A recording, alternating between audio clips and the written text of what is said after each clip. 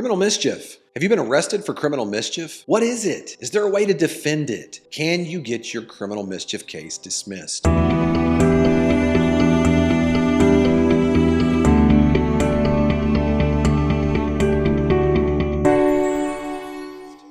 Hi, I'm Jeff Hampton with the Hampton Law Firm. Welcome to our YouTube channel. Today I want to talk to you about the crime of criminal mischief. By the way, if you wait around to the end of this video, I'll also give you a free ebook, What to Do If You Have Been Charged with a Crime in Texas. Now, maybe you received a phone call from a detective. A lot of times this is the way it happens. Some alleged victim claims that something of property of theirs was damaged. They call the police. The police start an investigation, and they may have called you or your loved one, and they're wanting to talk to you a little bit about what they claim might have been some damage to some property. Now, I want to tell you something. It's very important that you're careful when you talk to a detective. So you always have the opportunity to exercise your right to remain silent. Okay, you do not have to answer the detective's questions about this incident. And I want you to listen, it's very important not to be deceived in this situation. If this detective is calling you, they're doing it for one reason. It's not because they want to just be nice and have a conversation with you. It's very likely they've already gathered evidence from the alleged victim. They already have an opinion about exactly what's going on, and their primary goal is to see if they can get you to confess. Now, you might say, well, there's nothing for me to confess to. I didn't do anything wrong. Be careful, though. You're now trusting your ability to convey that information to the detective. That detective might misinterpret what you say. The detective might write down information that doesn't accurately reflect exactly what you meant when you said it. I mean, think about it. How many of us have been misunderstood, misinterpreted? So the problem is if you try to explain your innocence, the detective can actually write down information that makes you look like you are guilty, and now it's your word against the detective. Who do you think the judge is going to believe, or the prosecutor, or a jury? So one of the things that you can do is contact an experienced and aggressive criminal defense attorney that knows what they're doing in your county and make sure that they are able to do the talking for you. Here's the benefit. If you've received that call from a detective, what you could do is once you've hired an attorney, you've now exercised your Sixth Amendment right to counsel, and now the attorney can call and talk for you. So one of the things that we do quite frequently is we'll call the detective, try to find out what information the detective has supposedly as far as evidence related to you. And then at that point, we would also share information with the detective, but everything that your attorney says is hearsay and cannot be used against you. So you eliminate the possibility of a detective trying to twist or turn or interpret information in a wrong way that'll negatively affect you. All right, now let's talk very quickly. What are the elements of the crime of criminal mischief? Under Texas Penal Code, section 28.03, the district attorney's office will be required to prove the following elements beyond a reasonable doubt. A person commits an offense if, without the effective consent of the owner, number one, he intentionally or knowingly damages or destroys the tangible property of another. Number two, he intentionally or knowingly tampers with the tangible property of the owner and causes pecuniary loss or substantial inconvenience to the owner or a third person. Or number three, he intentionally or knowingly makes markings, including inscriptions, slogans, drawings, or paintings on the tangible property, causing some type of damage or loss to the property. Now, here's the thing. Criminal mischief, whether or not this is a misdemeanor or a felony or what level of offense we're talking about, is based very similarly to the crime of theft. It's based on the amount of loss or the amount of value of what damage has been done to the property.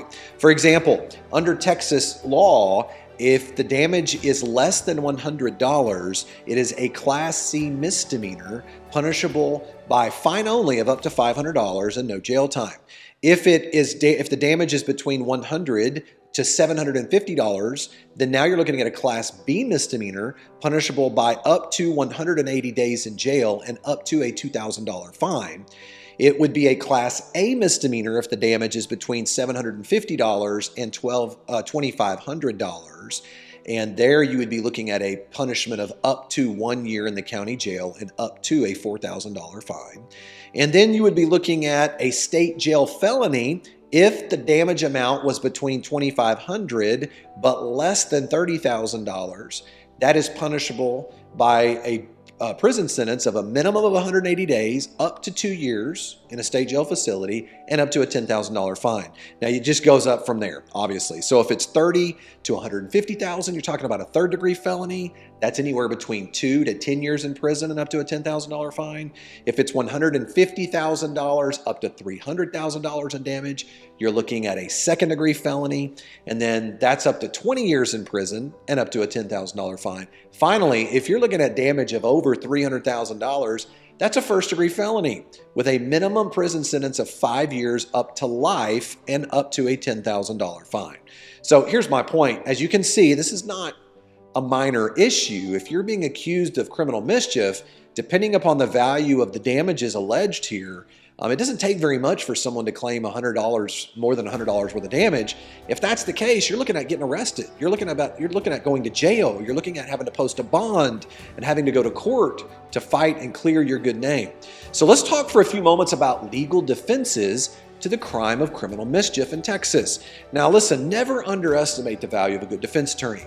One of the primary things a good lawyer should do is assess the strengths and weaknesses of your case, sit down, go over and find out what the problems are with the prosecutor's evidence, and chart out a possible defense based upon some proven legal defenses that have been found successful in the past. I'm going to identify a few of those for you today. So number one, here's one of the number one areas that could be attacked is the value of the damage is not accurate. Okay, that's defense number one. The value of the property damage is not accurate. So remember, prosecutor will have to prove beyond a reasonable doubt, even if you did create the damage. What if you did do the damage? Well, they have to prove what the value is of that damage, okay? And they've got to do so beyond a reasonable doubt. Under Texas Penal Code, Chapter 28, Section 28.06, the amount of the pecuniary loss is determined by the fair market value of the property at the time and place of the destruction. Or if the fair market value of the property cannot be ascertained, the cost of replacing the property within a reasonable time after the destruction. So here's the problem. It is very common that the damaged item can be determined to be worth much less than what the victim claims. Because initially what will tend to happen is the victim will be very upset. The alleged victim will be very upset about the damage that happened. And a lot of times they'll send over kind of homemade damage estimates. Okay, maybe it's an Excel spreadsheet, maybe it's something typed up by, we've actually seen people try to put together damage estimates by people that are like friends and family of the alleged victim claiming it's worth a certain amount of money. So it's really important to understand that your attorney needs to look into those estimates, make sure if they're actually legitimate. And one of the things that can happen is you can get a third-party estimate from a professional who may be able to substantiate that that value is not what the alleged victim is claiming, okay?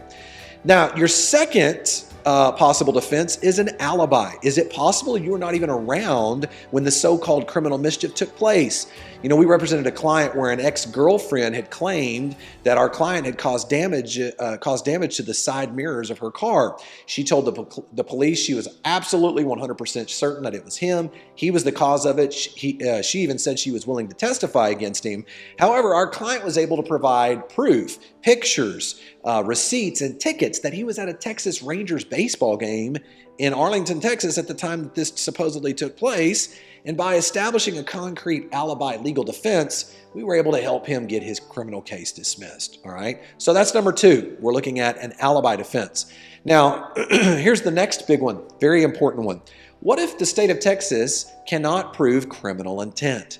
You see, the state of Texas is required to prove that the property damage was actually caused intentionally or knowingly. The Penal Code requires the prosecutor to prove that you intentionally or knowingly damaged the property. If it was mistaken or accidental damage to the property, that is not a crime under Texas law, certainly not the crime of criminal mischief. For example, if you get into a car accident and damage is caused during that car accident, should you be liable for criminal mischief under Texas criminal law? No, absolutely not. Think about it. Unless you intended to ram into someone's car, or unless that was something that you were actually premeditated to do. But if, for the most part, most car accidents are negligent or at best reckless. If every incident of property damage were classified as a criminal mischief, then every person in a car accident that was at fault would be arrested for that crime, okay? So there is an element here that it is required to prove that you did so intentionally or knowingly. We had another case where someone was playing baseball out in the yard and, playing baseball, throwing the ball back and forth with each other, and the ball missed the glove and hit the actual front window there of the car, and it caused damage. It broke the window. The owner comes out mad saying, "You meant to do this." And obviously they didn't mean to do it. It was an accident. So there might have been a civil claim there where the person who did that needed to pay the restitution back, but it doesn't mean that there was a crime that took place if it was an accident or a mistake, okay?